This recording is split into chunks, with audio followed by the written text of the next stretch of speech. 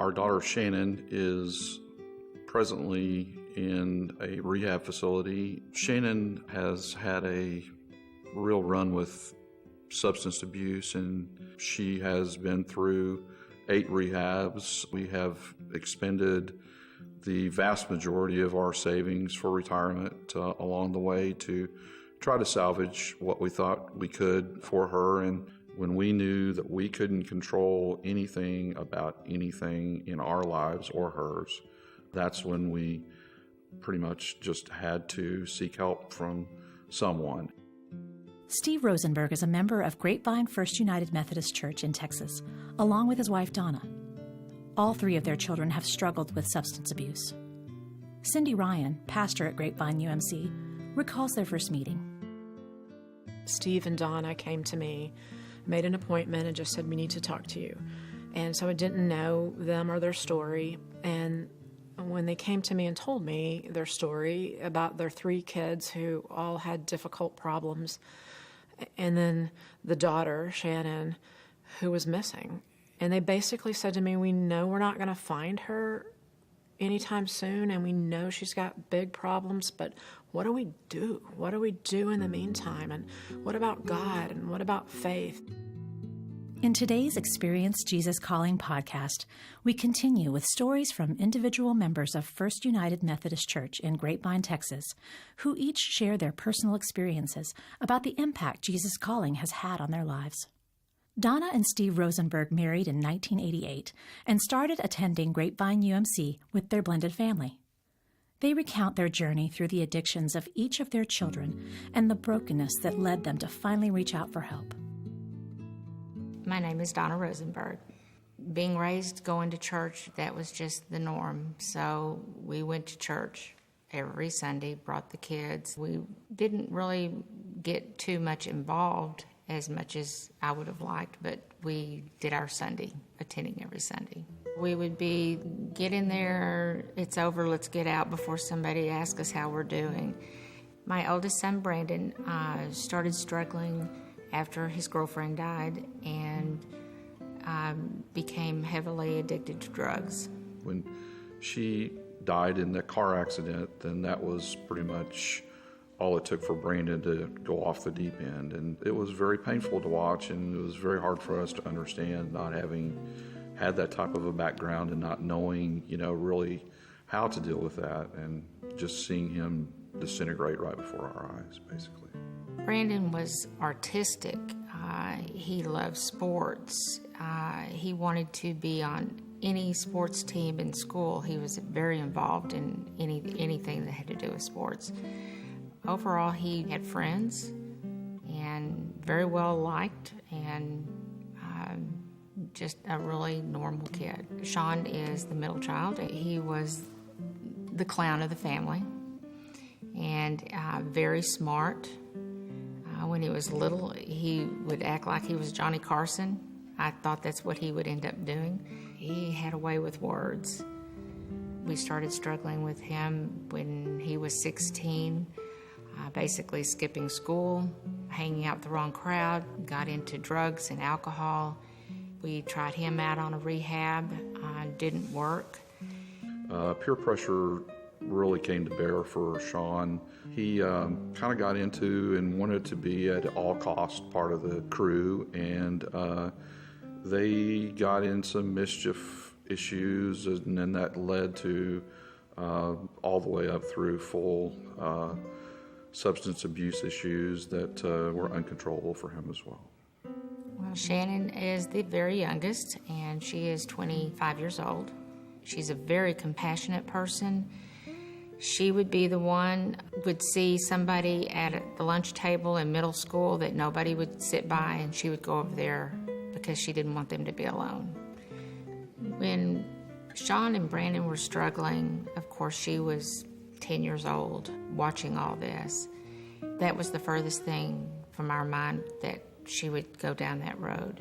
So the first time, I guess, we started seeing the big struggle was when she started high school, and then you start getting in your cliques. She got a boyfriend, and that boyfriend was her whole world. So she got involved with him, and that's when we started to see the little clues of smoking and drinking and drugs. It basically culminated with the use of heroin at the behest of one of her so-called friends, and that's when we finally discovered it, when Donna discovered it, and that's what led to her first trip to rehab. We had gone to Colorado to see Brandon for his treatment for MS.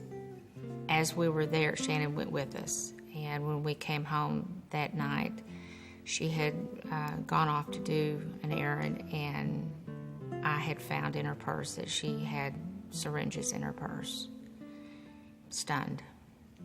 And at that point, I told Steve, we're going to have to send her to rehab. And she talked us out of that and said, of course, excuses, it's not mine. I only did it once, and just continued on. Then her boyfriend had called me about a week later and said that Shannon was trying to get into his apartment, and I just want to break up with her, and she's doing drugs, and she's threatening to kill herself. Later in rehab, we found out that she had endured not only physical but emotional trauma and had become addicted to heroin for a period of about 8 months. She did go through several more programs, and finally we had to gather her up as she left one of them against medical advice. She traveled across several states with 2 young men. She would call us periodically at that time, maybe every few days, and make up a story and tell us this or that, and that she was fine and she was actually actively using at that time. That's when things really came to a head for us. The Rozenburgs were at the end of their rope. Shannon had been through 8 rehabs, and each time would return to her drug problem, which grew more severe by the day. Not knowing their daughter's location to be able to help her brought Donna and Steve to an even lower place. Defeated and losing hope, the Rozenburgs decided they couldn't handle this alone and reached out to Cindy Ryan at the church for guidance. Steve and Donna came to me, made an appointment, and just said, we need to talk to you. So I didn't know them or their story, and when they came to me and told me their story about their 3 kids who all had difficult problems, and then the daughter, Shannon, who was missing. And they basically said to me, we know we're not going to find her anytime soon, and we know she's got big problems, but what do we do? We talked about how little we can control, and then I just, recommended to them what had helped me, which was Jesus Calling. And I said, you've just got to get this book. It will help you. It will calm you down. It will remind you to stay in the present day. It will help give you scriptures that you can, pull on. It's a resource that I think will really help. You can read it together.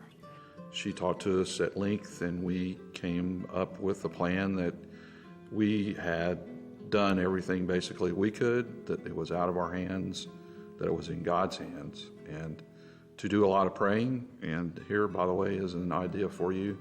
And that was a recommendation for a small book that she referenced called Jesus Calling. And that's where our story starts, with Jesus Calling. It was late that night, and we got in the car, and I said, do you want to go get the book? And he said, well, it's kind of late. The next day kind of went by, and the next day, and then all of a sudden we just happened to be somewhere to where I looked up and there's a Barnes & Noble, and I said, let's get the book. Steve's in the car, and I go running in, and I see lots of copies of this book, and I said, okay, this must be the one. So I bought the book, came home, and it's changed our lives. It was concise, and it just gave a great punch of a message in a short amount of time, and it was something that was easy to digest, and it wasn't too much to try to digest, and it was something that we felt like we could deal with in a daily span, and so it just worked out well for us. When I started reading this, it simplified everything, and it just spoke to me. It was spot on.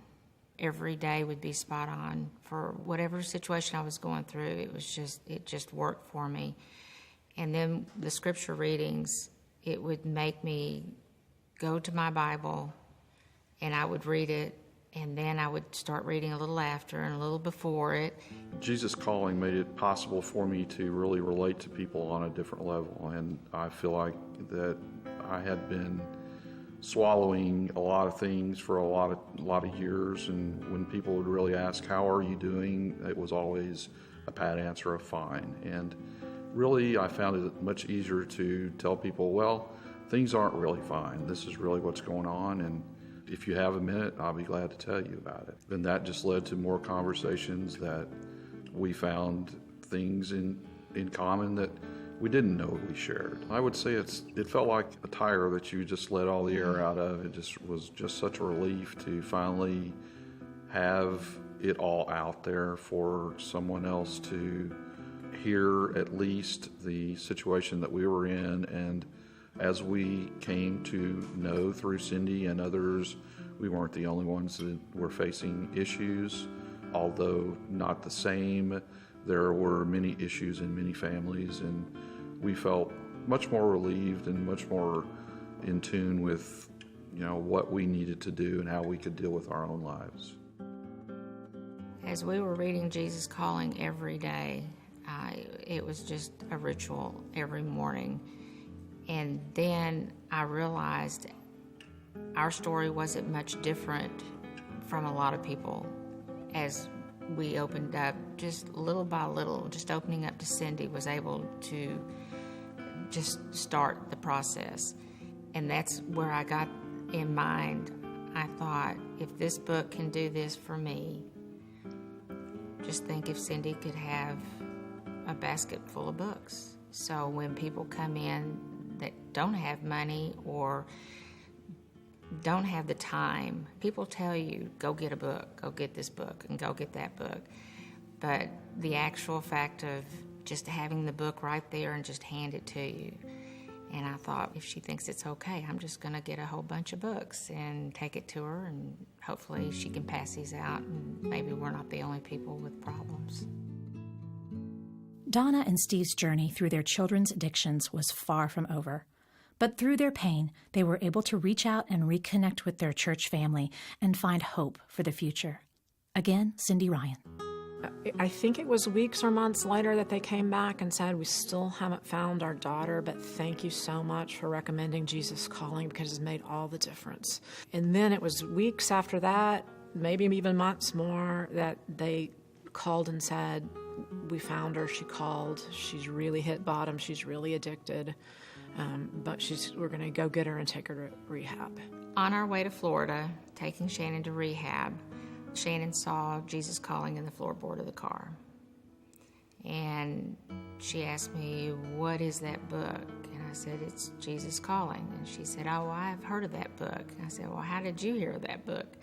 She said, a lot of people had that book in rehab. And I said, well, Cindy Ryan had told us about it, and we got it, and it's really spot on every day, Shannon, and you really ought to read it. And I looked at Steve, and it was my first copy, and it was kind of meaningful to me, and he just looked at me, and I handed it to her, and I said, well, it's yours now. And to this day, many ups and downs, and where she's been, she still has my book. It's a process. It's led to a lot of prayer, a lot of opening up again that we have never experienced. The resources that we've found through Jesus Calling, through our church, through prayer that we have expanded in our minds and our hearts, just a great depth to our lives that we previously hadn't experienced.